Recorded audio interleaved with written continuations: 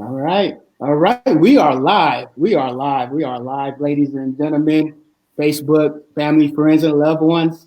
Welcome to One and Done Tuesday Night Live.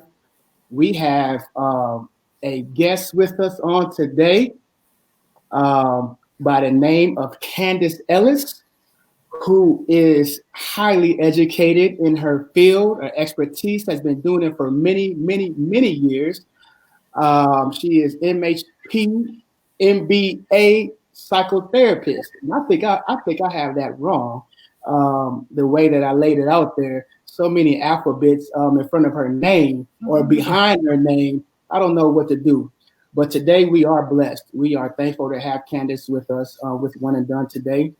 We are going to, as many of you have witnessed last week, we started a series on the significance of support. And so last week we were dealing with how powerful it is for our young people growing up in our communities to have the support that they need to help avoid entering into the criminal justice system. All right. Or perhaps not accomplishing goals due to being intercepted by organizations or being affiliated with unhealthy activities that could cause delays of graduating from high school and going on to being very, very successful as my wife here is an educator, and as Coach Candice, who goes by Coach C. We're going to hear about the importance of mental health. All right. So last week we talked about community coming together, and we know that the community is made up of many different components. We have educators, we have coaches, we have consultants, we have entrepreneurs, we have barbers, we have pastors, clergy, and we also have mental health practitioners. And so today I'm going to read very expeditiously Candice's bio, and then we're going to welcome her, and we're going to have a few questions. If you have any type of input, please type it into the comment box. Those who are going to be joining us, please hit the share button because you do not want to miss this. So we have here we have Candice Ellis, an independent contractor with Advanced Behavioral Health, Inc. is proud to provide person-centered therapy which focuses on an individual's unique situation. Advanced Behavioral Health offers several different groups focused on addressing a variety of needs with the willingness to develop new groups to fit the needs of all individuals as deemed necessary. Advanced Behavioral Health specializes in providing quality psychological and behavioral services to adults and adolescents with developmental challenges, traumatic brain injury, also known as TBI, and mental illnesses. Although Candice is able to provide services for a variety of cognitive functions, her expertise is entrepreneur coaching and consulting. Candice has over 19 years of business leadership experience and 10 years of consulting, which earned her the nickname, the therapist for entrepreneurs. All right. With a blend of acumen and experience, Candice helps entrepreneurs create paradigm shifts that end in measurable results for their businesses. Whether it is career advancement strategies or business development concepts, Candice realizes a healthy mind is the first step in achieving one's full potential. So, with that being said, I just want to say to the audience, help us welcome this talented, this highly educated sister, one who I went to elementary school with, Bancroft Elementary. That's And right. that's right, truly a dear friend. And so um, there, I feel the need to say this. Many individuals may not know why One and Done felt it was um, a must for us to have this discussion. But I want you to know this on Facebook Live. Maybe you're not on right now, but maybe you'll come back to view this. Even yours truly, CEO of One and Done, as a therapist. There is no way that I can carry um, all the load of what life brings, wear the multiple hats that I wear, and try to be productive and effective in the lives of others if I don't first take care of myself. So it is imperative. It is imperative for us to at least consider, and that's why we do have our very own Coach Candice, also known as Coach C. Welcome. How you doing, Candice? I am doing well. I'm doing well. Thank you so much for having me. Absolutely, absolutely. So, can you tell us a little bit more about the before we get up into the therapeutic side of things? Is there anything that you would like to share with the audience today? Something that something fun about you, something that you love doing. Besides traveling. Oh goodness! Look, now you done took it all away. That's all. There's nothing else. No. Everything is surrounded by travel. Oh goodness, what do I like to do besides traveling? Oh, that's hard. I enjoy cooking.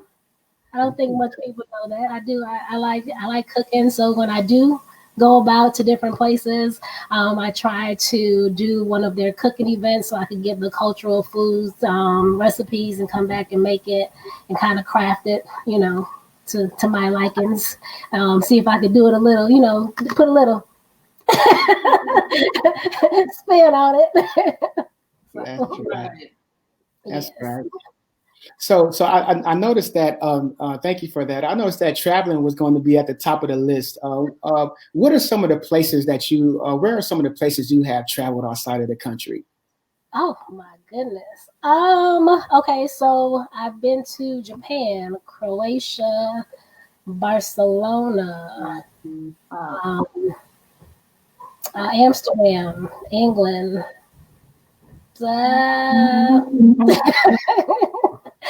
I can't.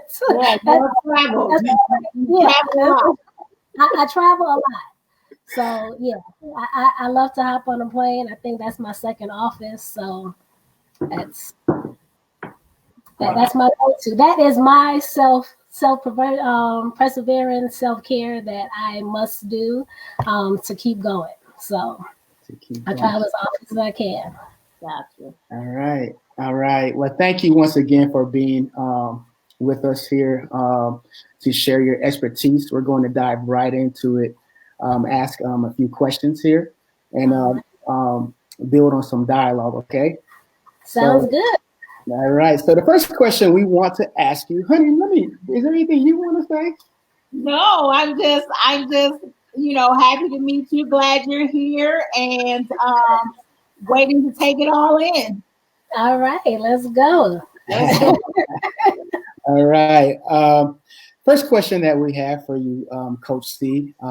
Is it important for individuals to work on our mental health? If so, why? All right. So I would say, of course, definitely, right? So when I speak to individuals that I provide service to, whether it's consultant and or under the psych realm, it is that your mind is the engine to your body, right? So just as it's important to take care of the engine of a vehicle or else it's no longer going to work, you have to take care of your mental wellness, right? So our mental wellness is what aids us in knowing what to think, right? How to feel, how to behave. It teaches us how to handle different stressors, anxieties, how to relate to others, right? So that emotional intelligence, how to make effective decisions. So if we are not right in the head, right? If our mental wellness is not up there, then we start making those bad decisions, right? We start weighing in and taking things, internalizing things that are happening rather than thinking rationally and saying, okay, maybe that's not the reason why this person didn't pick up the phone. Maybe, it wasn't really me that person was angry at, and just kind of look at other people's perspectives instead of just their own. So yeah, it's important. It's important. It's the engine. So I kind of have a question. Yes, it's really important, but why do you think there is such a stigma, kind of, I guess I want to say maybe more so in the African American community, where we like shy away from taking care of our, I guess we, if you look at statistics, we shy away from taking care of our bodies as well, because of all of the apprehensiveness we have with doctors and going to the hospital and them having our best interest at heart. But I feel like in the African American community, when it comes to mental health and taking care of our minds, it's like stigma attached to it. We don't want, like, we don't, there's something wrong with us if we're taking care, of our mental health. Where do you think that comes from? Like, what is that? Right. So, I mean, it's a lot of layers to that. Within the African American culture, it dates back to just our medical history, how, we were taken advantage of in that situation. So it carries along, right? Mm-hmm. It also dated back to, our relationship with church. Right. I don't know. In my household, it was, if you got a problem, pray about it. Mm-hmm. Right. It also went back to, again, in my household, it was, if there's a problem in the house, keep it in the house. Mm-hmm. You don't need to know your business. Mm-hmm. Right. So it's all that sheltered, keeping it in, pray about it. Again, as I said, just the historical regarding the, mental experiments or medical experiments dealing with our culture, that we just kind of have carried that along. Generation to generation, we're told that this is what you don't do.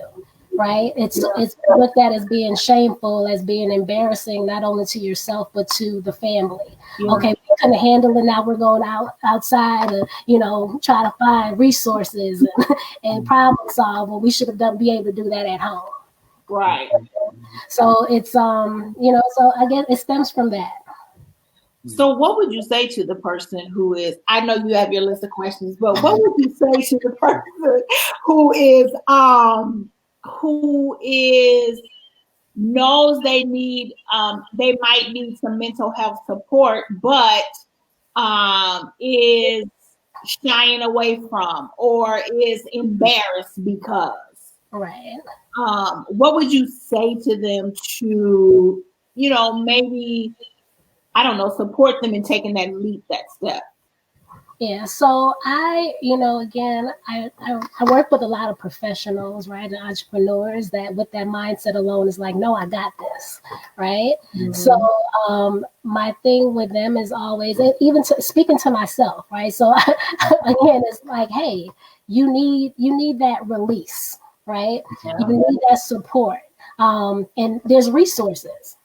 We're providing resources for a reason, right? So utilize those resources, because that's what's going to keep you going. And just like if going to a therapist is the same as going to the doctor if you broke a finger. Yeah. Going to the doctor if you sprained your ankle, right? It should be no less shameful of going to see a medical doctor and receiving the resources for that care for you to get back to 100% than it is to go to a mental health therapist for that same reason for mental challenges. Absolutely.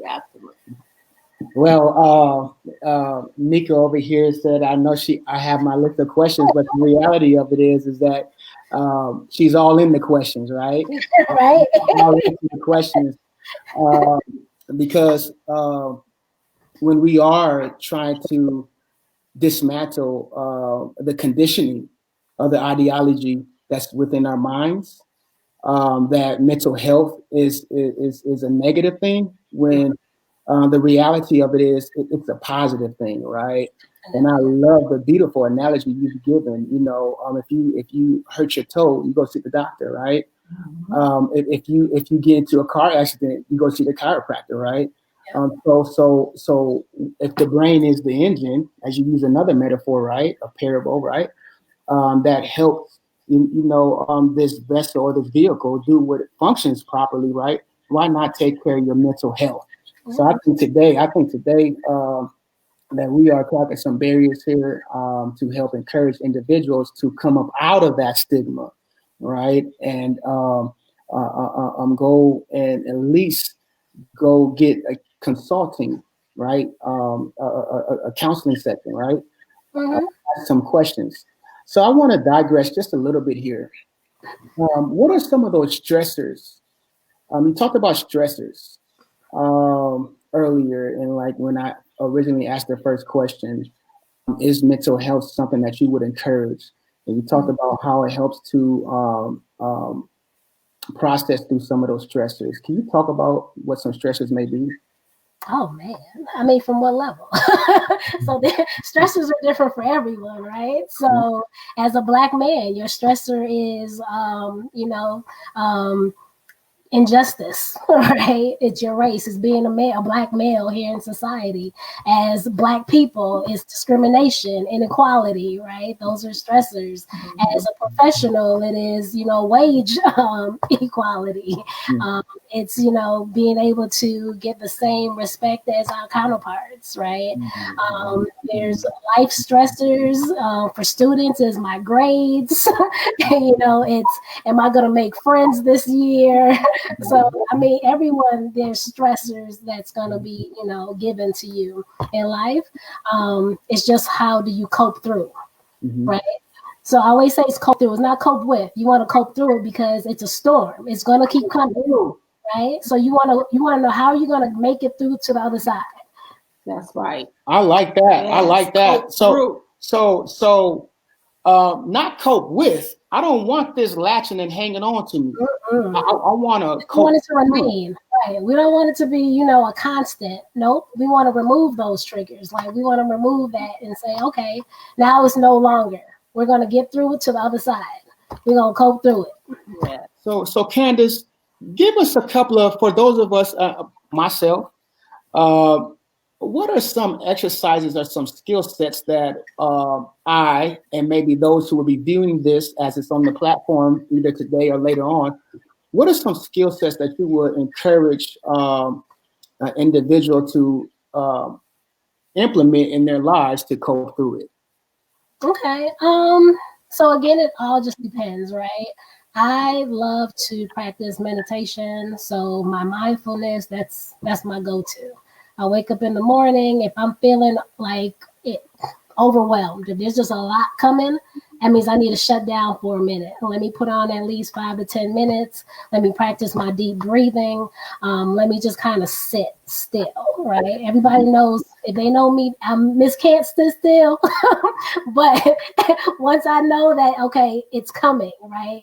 I'm going to have to get through this. Let me just sit and then I prioritize, right? I make my list. I make my to-do list and I say, okay, what can get done today? And then allow myself grace for those things I can push off for the next day, right? I'm not going to go ahead and, take on, I do take on too much as most folks, but knowing that I don't have to get done with it today. I can pause. That can be put on the back burner as long as, I prioritize that what needs to be done today, right here, right now. And then talking, right? Yeah. Talk therapy, finding someone that you can actually speak to that's going to give you decent enough advice, suggestions that's going to help you go along the way. That you're not in this by yourself, right? I always say that, we always think that we're the lone rider in situations, but more than likely there's someone that has gone through something similar that you have. So it's just talking about it, being vulnerable. So when you talk about like the talk therapy piece, are you suggesting that you talk to someone? Are you talking about a therapist that you talk to, or are you talking talk to someone, maybe a friend or somebody that or both? So everyone, again, even though I am a mental health therapist practitioner, I know that everyone does not want to talk to a therapist, but there's coaches that can also help you along the way. But it all depends on what it is that you need that assistance with, right? So again, it's being mindful of that. If it is something that's deep rooted in trauma, then a coach is not who you should be speaking to, right? You should go to someone who's qualified to handle that and provide you the tools needed to cope through those situations that may come about.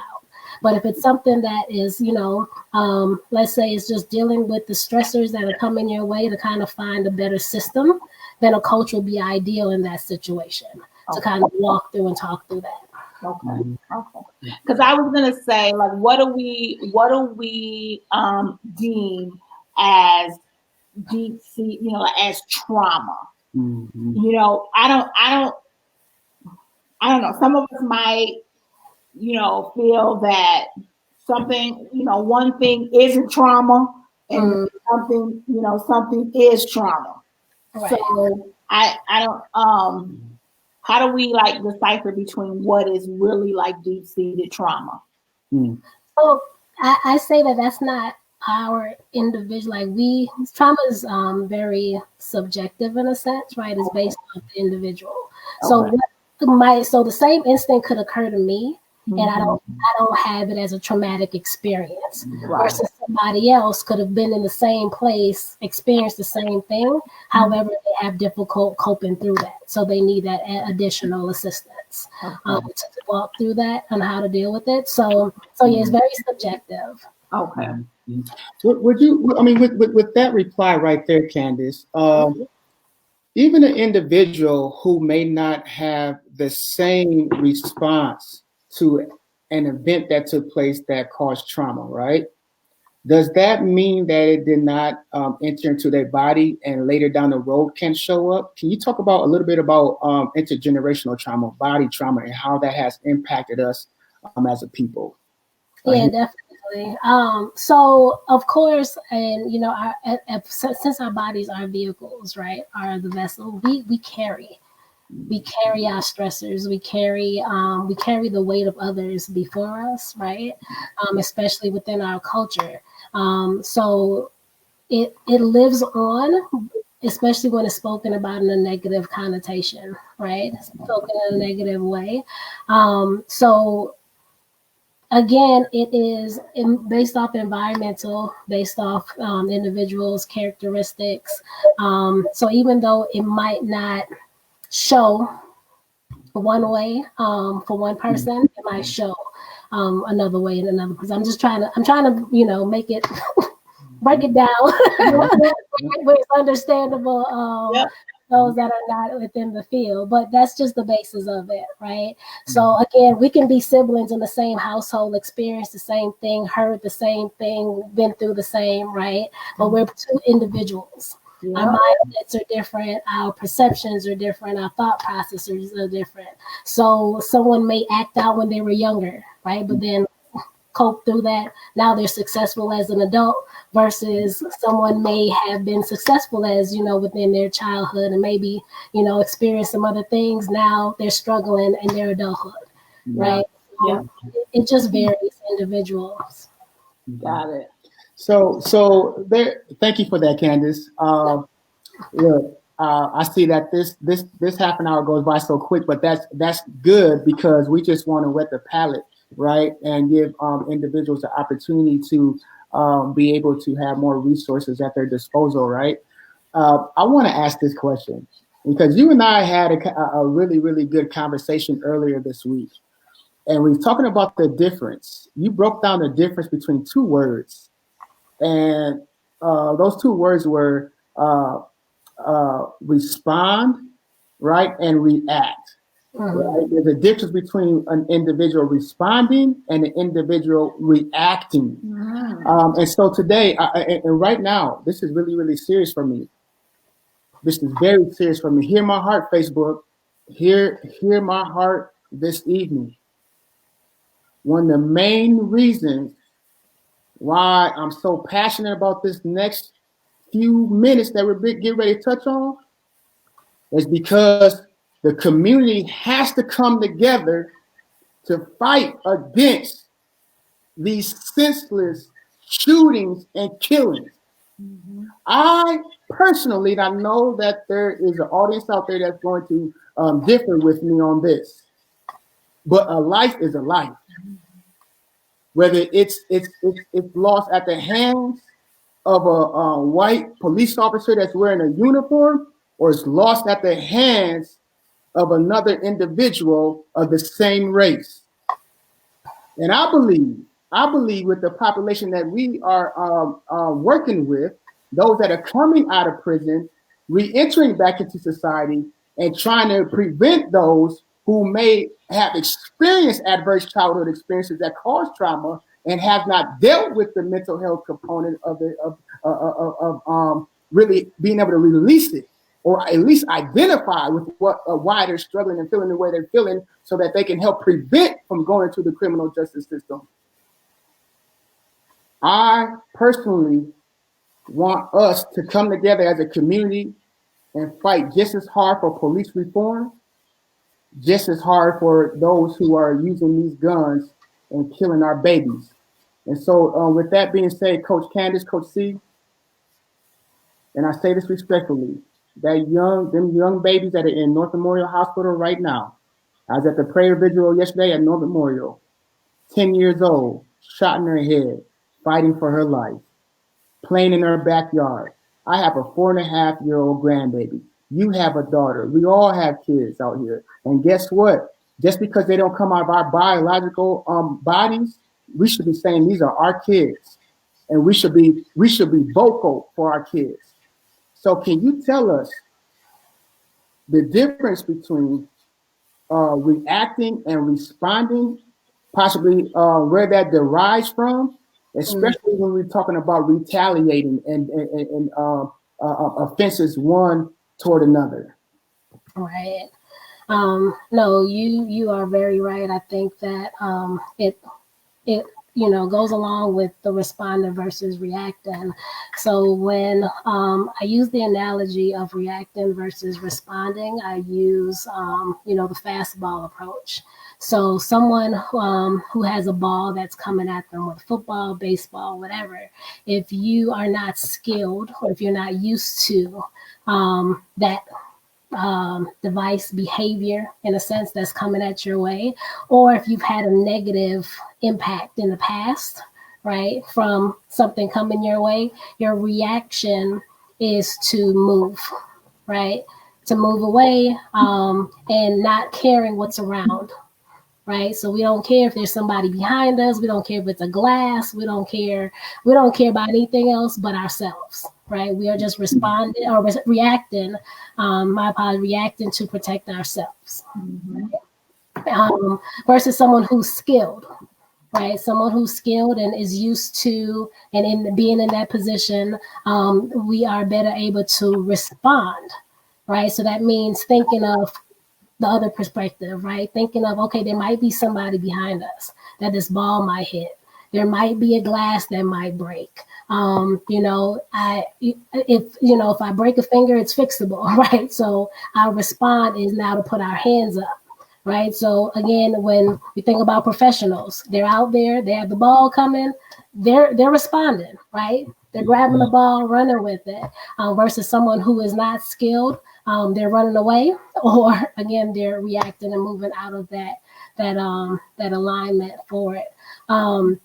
So as it comes to again, thinking of when there are negative impacts that's happening to us, such as, okay, is it better for me to react to the situation, which is quick, right? Because reaction is quick. When we move, that ball's coming, we just move it because we don't want it to hit us, right?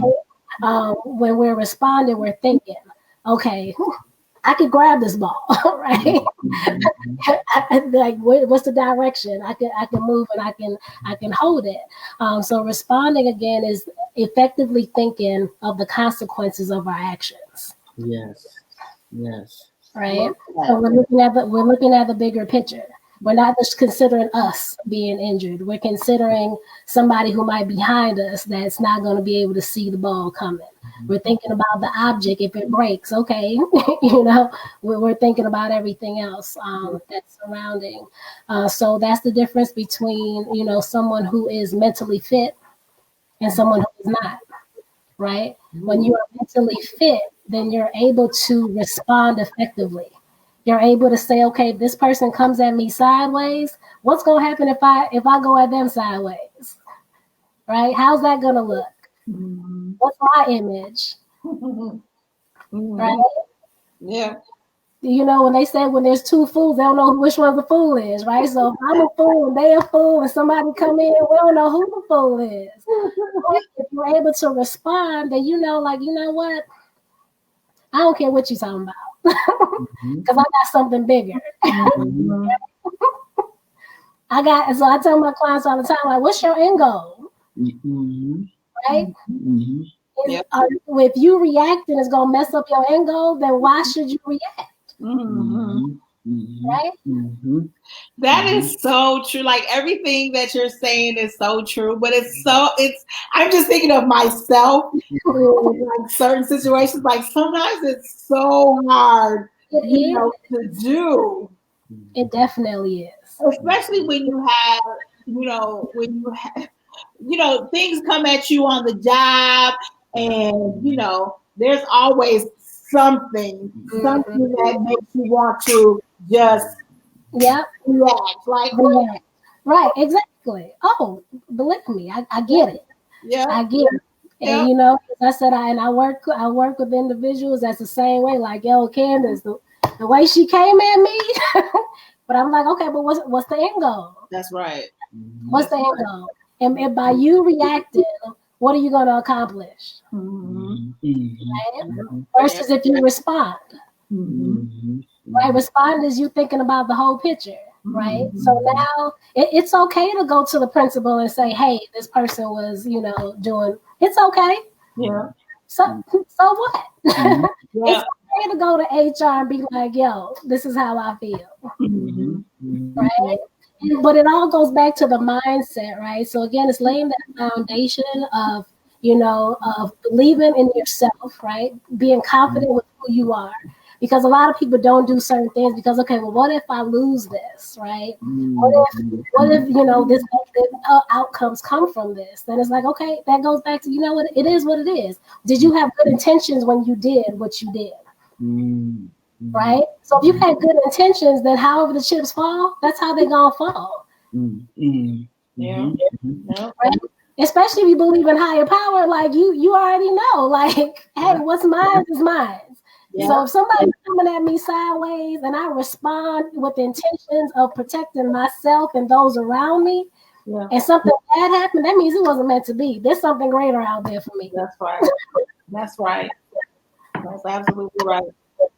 That right there, Coach C, I think we're gonna cap right there. I think that's a good. I think that's a great capping place, right, for individuals that will go back and watch this.